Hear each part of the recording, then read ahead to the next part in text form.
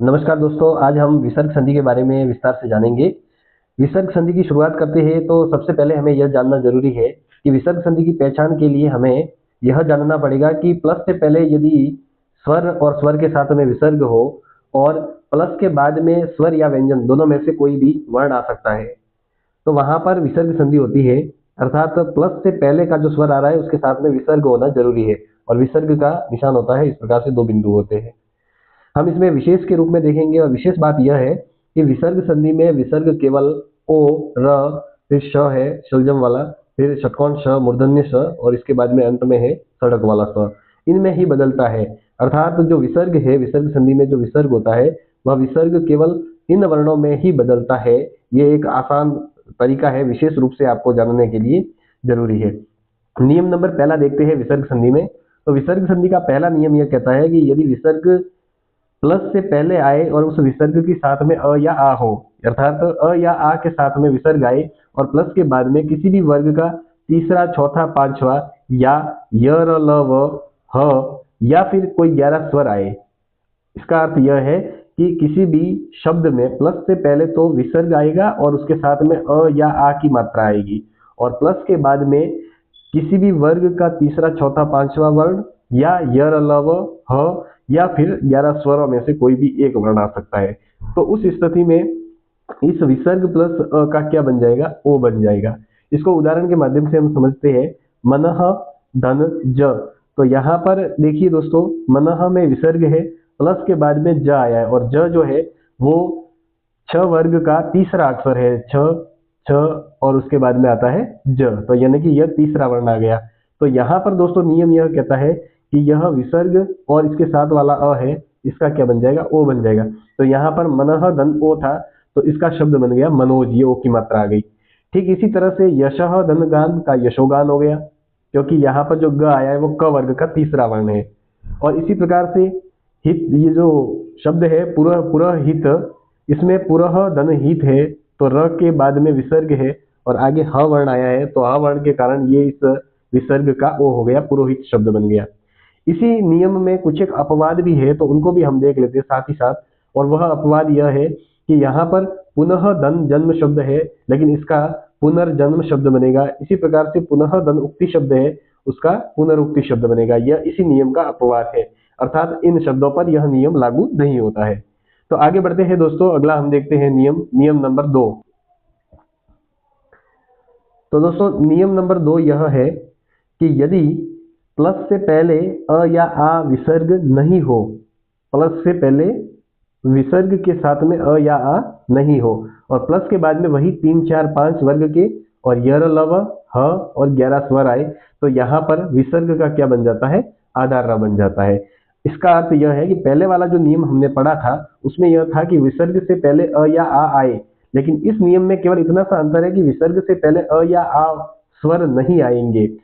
अर्थात इसका अर्थ यह हुआ कि अ या आ के अलावा कोई भी अन्य स्वर आ सकते हैं। तो अब अन्य स्वरों में ई, उ, ए, आई कोई भी स्वर हो सकते हैं। तो इसके उदाहरण देखते हैं दोस्तों। बही, धन, गमन।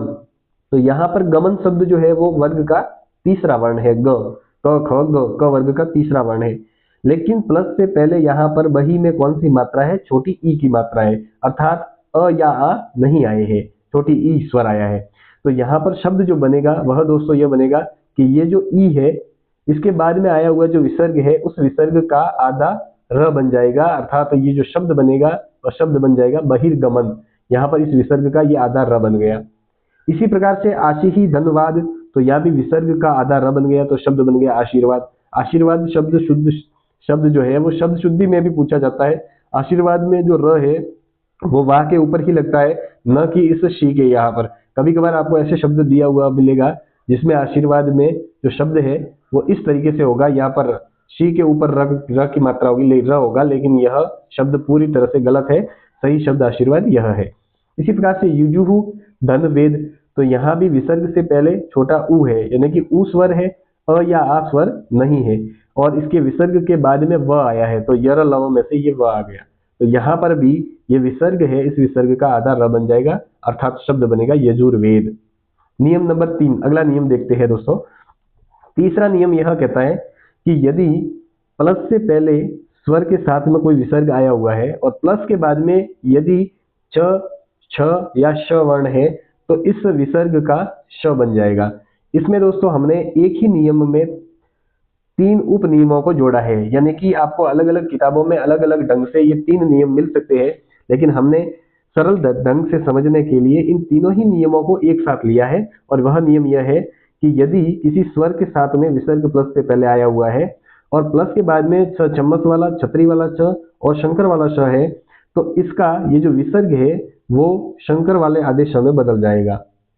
इसका उदाहरण देखते हैं दोस्तों, मनः धन चिकित्सक। तो यहाँ पर छ चम्मच वाला आया है चिकित्सक में, तो यहाँ विसर्ग का क्या बन जाएगा, श सर्जम वाला बन जाएगा। तो ये शब्द बना है दोस्तों मनच चिकित्सक।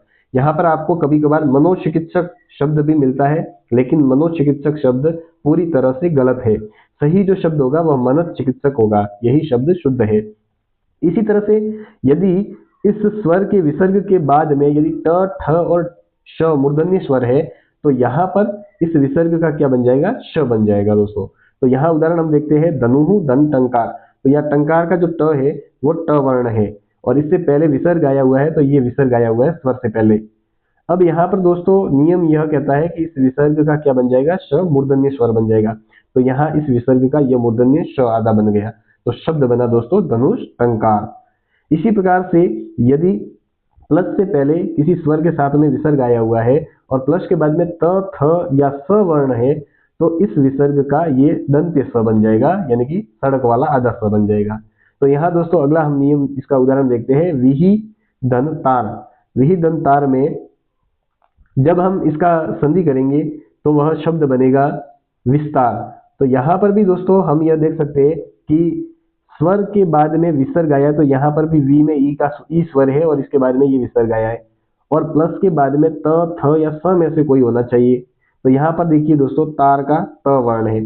तो यह नियम यह कहता है कि यदि विसर्ग के बाद में त वर्ण आया है, विसर्ग के बाद में त वर्ण आया है, तो इस विसर्ग का आधा स बन जाएगा और स कौन सा बनेगा, दंत्य स बनेगा। तो यहाँ पर देखिए दोस्तों विस्तार शब्द में आधा स आ गया है और दंत्य स आ गया है। अगला नियम देखते हैं दोस्तों, नियम नंबर 4। चौथा नियम यह कहता है कि यदि प्लस से पहले अ या आ है और विसर्ग है उसके साथ में और प्लस के बाद में क, ख या प, फ इन दोनों में से कोई वर्ण है, तो वहां पर विसर्ग सुरक्षित रहेगा। विसर्ग सुरक्षित का अर्थ यह है कि विसर्ग जैसी स्थिति में है वैसा ही रहेगा, विसर्ग का कोई वर्ण परिवर्तन नहीं होगा। तो यहाँ उदाहरण देखते हैं दोस्तों, मनः धन कामना। बहुत ही महत्वपूर्ण शब्द है मनः कामना।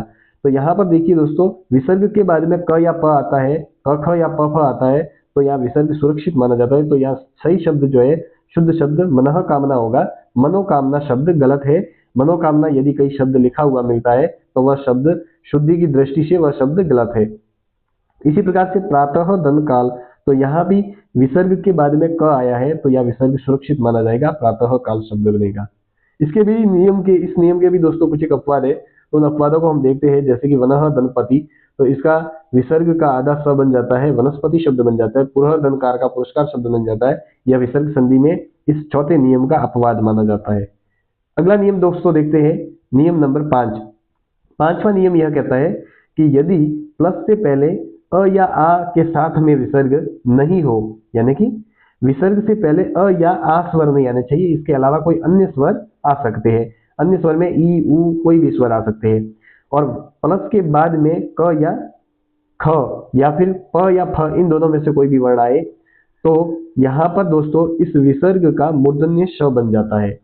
नियम इसी के जैसा है, लेकिन इसमें विसर्ग से पहले चौथे नियम में यह था दोस्तों कि विसर्ग से पहले अ या आ स्वर आए थे, परंतु यहाँ पर अ या आ स्वर नहीं आएंगे, अर्थात अ या आ के अलावा अन्य कोई स्वर आएंगे। तो यहाँ उदाहरण देखते हैं दोस्तों, चतुः धन कोण। तो चतुः धन कोण में विसर्ग से पहले उ की मात्रा यानी कि उ स्वर है, यहाँ पर अ या आ स्वर नहीं है, तो यह उ स्वर है और प्लस के बाद में क वर्ण आया है। तो यहाँ दोस्तों नियम यह कहता है कि विसर्ग का आधा छ बन जाएगा और छ बनेगा वो मूर्धन्य छ बनेगा, यानी कि षटकोण वाला छ जिसको कहते हैं हम।